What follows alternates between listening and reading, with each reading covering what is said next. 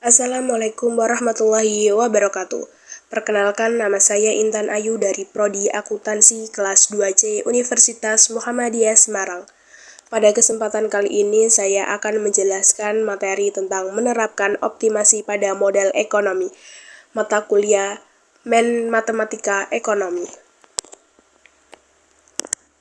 Selanjutnya ada pengertian optimasi, yaitu ada penggunaan metode matematis untuk mencapai keputusan terbaik dalam kondisi sumber daya yang terbatas.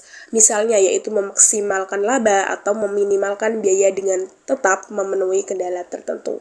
Contohnya ada memaksimalkan keuntungan perusahaan, meminimalkan biaya produksi, dan juga ada menentukan kombinasi penggunaan sumber daya yang paling efisien.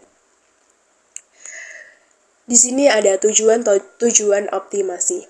Yang pertama yaitu ada mencapai efisiensi alokasi, yaitu memastikan bahwa sumber daya yang langka dialokasikan ke tempat yang memberikan nilai tambahan paling tinggi. Dan yang kedua ada memaksimalkan keuntungan. Bagi perusahaan sendiri, optimasi digunakan untuk menentukan kombinasi output, yaitu jumlah produksi, dan input, biaya produksi yang menghasilkan laba bersih tertinggi. Dan yang ketiga yaitu ada meminimalkan biaya, menemukan cara paling hemat untuk memproduksi tingkat output tertentu atau menjalankan suatu operasional tanpa mengurangi kualitas. Dan yang terakhir atau yang keempat yaitu ada memaksimalkan kepuasan konsumen. Apa sih itu? Yaitu membantu memahami bagaimana konsumen membelanjakan pendapatan mereka yang terbatas untuk membeli berbagai barang dan jasa guna mendapatkan kepuasan atau utilitas tertinggi. Selanjutnya, ada penerapan optimasi dalam ekonomi. Di sini ada beberapa penerapan. Yang pertama ada optimasi produksi, yaitu perusahaan menentukan jumlah produksi yang paling efisien. Dan yang kedua yaitu ada maksimisasi keuntungan, yaitu perusahaan menentukan tingkat produksi yang menghasilkan laba terbesar. Yang ketiga ada meminimasi biaya, yaitu perusahaan mengurangi biaya produksi tanpa mengurangi kualitas.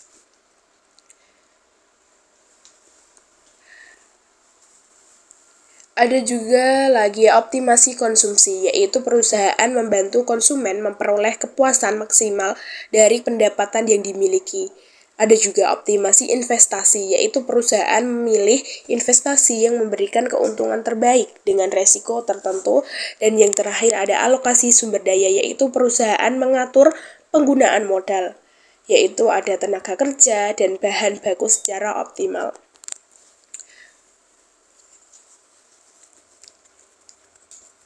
Di sini ada contoh, yaitu ada sebuah pabrik roti memiliki 100 kg tepung setiap hari. Jika tepung digunakan terlalu banyak untuk satu jenis roti, keuntungan mungkin tidak maksimal. Dengan optimasi, perusahaan dapat menentukan kombinasi dan jumlah produksi yang paling tepat sehingga keuntungan menjadi maksimal dan bahan baku digunakan secara efisien, seperti itu. Dan lanjut, yaitu di sini ada metode-metode yang digunakan. Yang pertama ada metode analisis matematika dan kalkulus. Seperti metode ini digunakan dalam teori ekonomi mikro untuk mencari titik puncak atau dasar dari sebuah fungsi. Nah, di sini juga ada analisis marginal, yaitu digunakan untuk membandingkan manfaat marginal atau tambahan hasil. Rumusnya yaitu di sini itu ada kondisi optimal tercapai ketika manfaat marginal sama dengan biaya marginal atau MR sama dengan MC. Nah, kalkulus diferensial atau turunan sendiri ada beberapa, yaitu ada turunan pertama dan juga ada turunan kedua. Turunan pertama sendiri itu digunakan untuk menentukan titik stasioner atau titik kritis di mana fungsi mencapai nilai maksimum atau minimum. Sedangkan turunan kedua itu digunakan untuk menguji apakah titik kritis tersebut benar-benar titik atau maksimum atau minimum. Uji konkav atau konveks. Diferensiasi parsial, yaitu digunakan jika model ekonomi melibatkan lebih dari satu variabel keputusan atau optimasi multivariat. Dan next yaitu yang kedua ada metode numerik dan komputasi. Seiring berkembangnya teknologi, model ekonomi modern sering kali tidak dapat diselesaikan dengan rumus matematika sederhana, sehingga menggunakan bantuan perangkat lunak. Contohnya yaitu algoritma iteratif seperti Newton method untuk menemukan solusi numerik dari persamaan yang kompleks.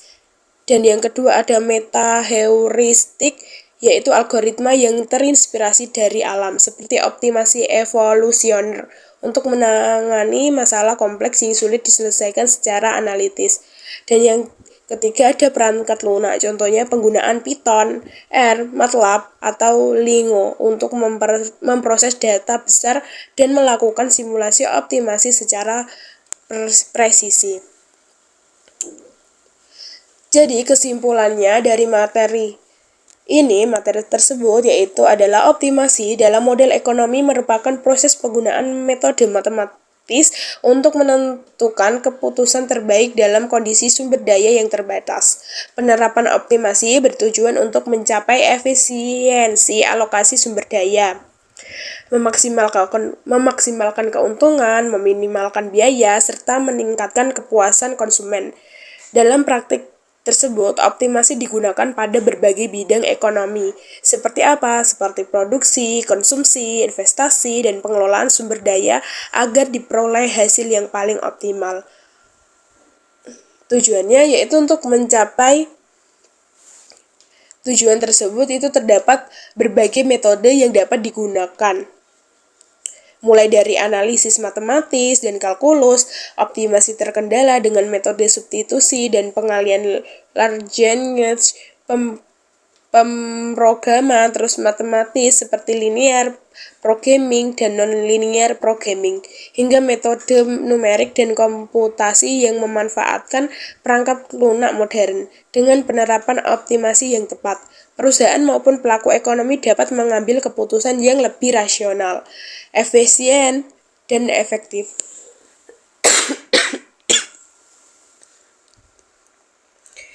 sehingga mampu meningkatkan kinerja serta mencapai tujuan ekonomi secara maksimal.